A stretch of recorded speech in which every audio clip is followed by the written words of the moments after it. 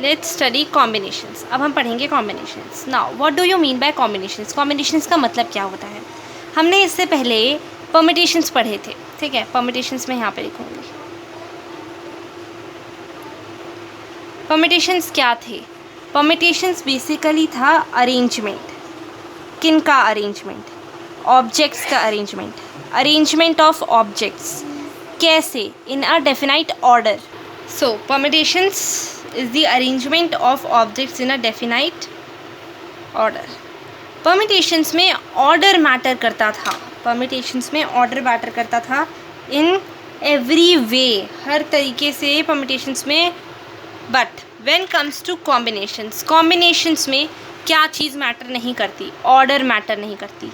अगर हमें कहा जाए कि हमें 3 टेनिस लॉन प्लेयर्स दिए हैं एक्स, वाई और जेड, ये तीनों अलग अलग प्लेयर्स हैं, एक टीम बनानी है हमें ए, तो इस टीम ए की कितनी पॉसिबिलिटीज़ किस तरीके से बन सकती हैं? X Y, Y Z and X Z, यही 3 बन सकती हैं।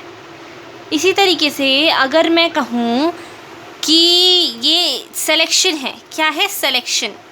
किसका? 3 डिफरेंट ऑब्जेक्ट्स का। 3 डिफरेंट ऑब्जेक्ट, 2 डिफरेंट ऑब्जेक्ट्स हैं ना यहाँ पे, 3 डिफरेंट ऑब्जेक्ट्स हैं। 3 डिफरेंट ऑब्जेक्ट्स का टेकन 2 एट अ टाइम। कितनी बार लिया गया है? Taken 2 at a time. पहला पॉइंट।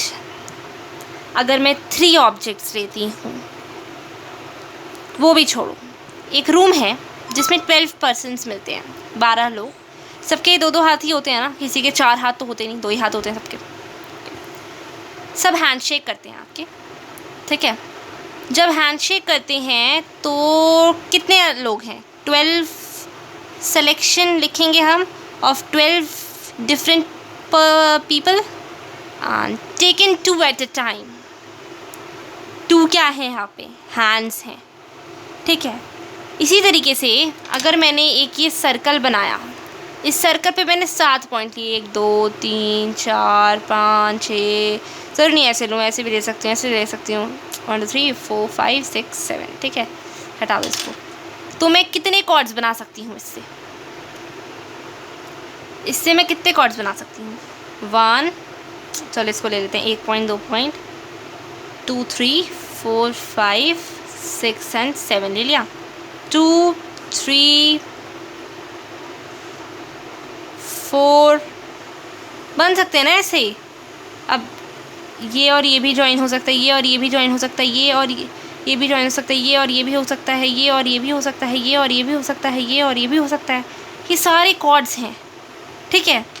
तो मैं फिर से कहूँगी, फिर से क्या कहूँगी मैं? फिर से यही कहूँगी ना, that 7 chords taken 2 at a time.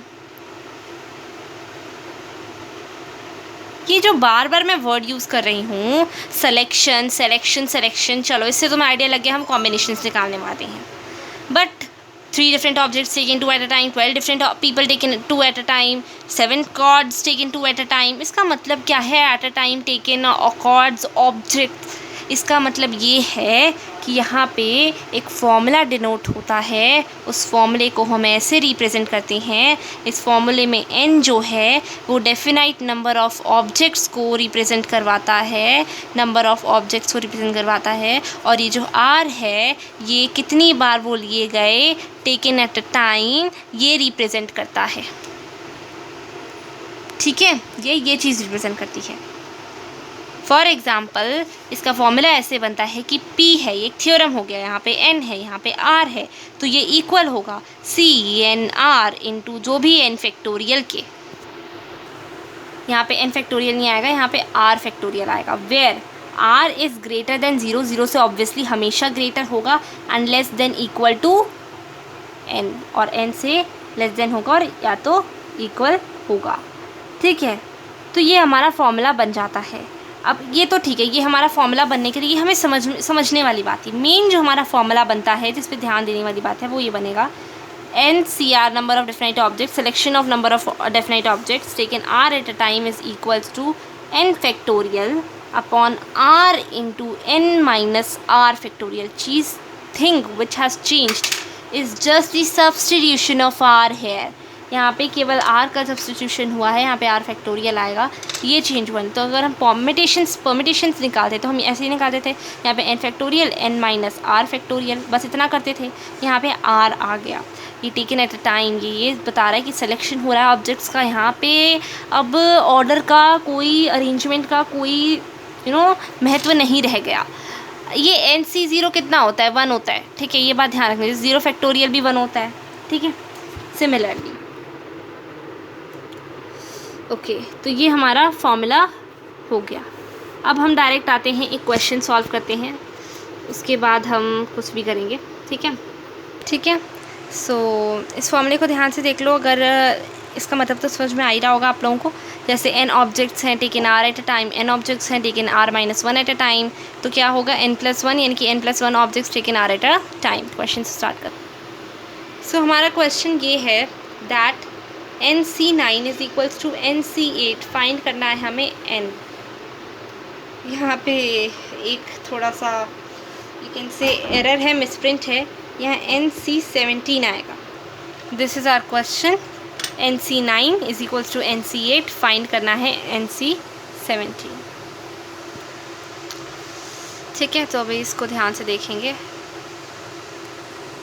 NC9 को हम कैसे लिख सकते हैं, फॉर्मूला क्या था, n ये था ना, जिसको हम कैसे लिख रहे थे, n factorial r into n-1 factorial, ये भी यहाँ पे फैक्टोरियल, यहाँ पे फैक्टोरियल।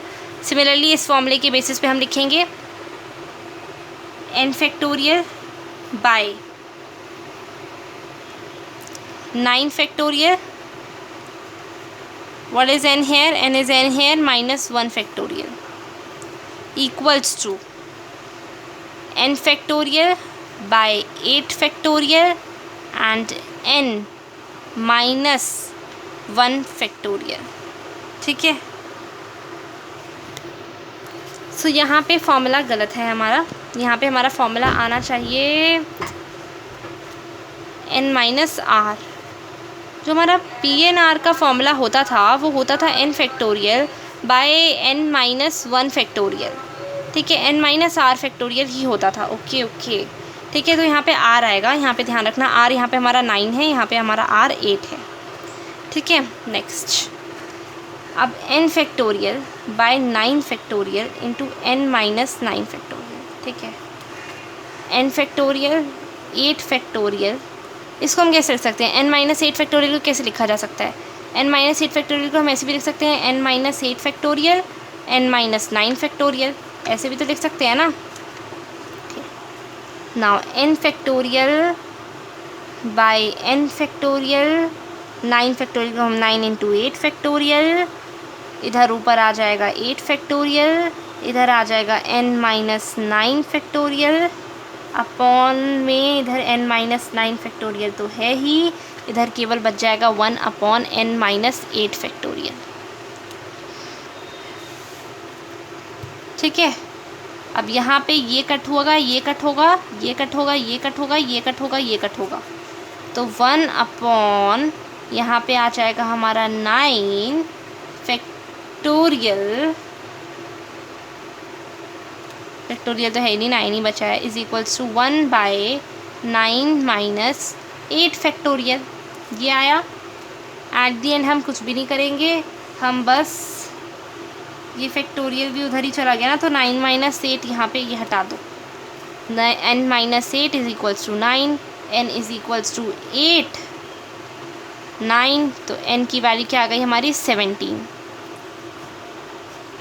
वैल्यू आ गई n की। जब n की वैल्यू हमारी 17 आ गई तो हमें CN17 फाइंड करना है। n क्या आ गया हमारा 17, यानी कि C17 यानी कि 17 फैक्टोरियल बाय 17 माइनस 17 फैक्टोरियल, और यहाँ पे भी 17 factorial, 17 factorial by 17 factorial into 0 factorial is equal to 17 factorial by 17 factorial into यहाँ पे आ जाएगा 1 फैक्टोरियल, ये कट हुआ तो यहाँ पे आ गया हमारा 1। Our answer is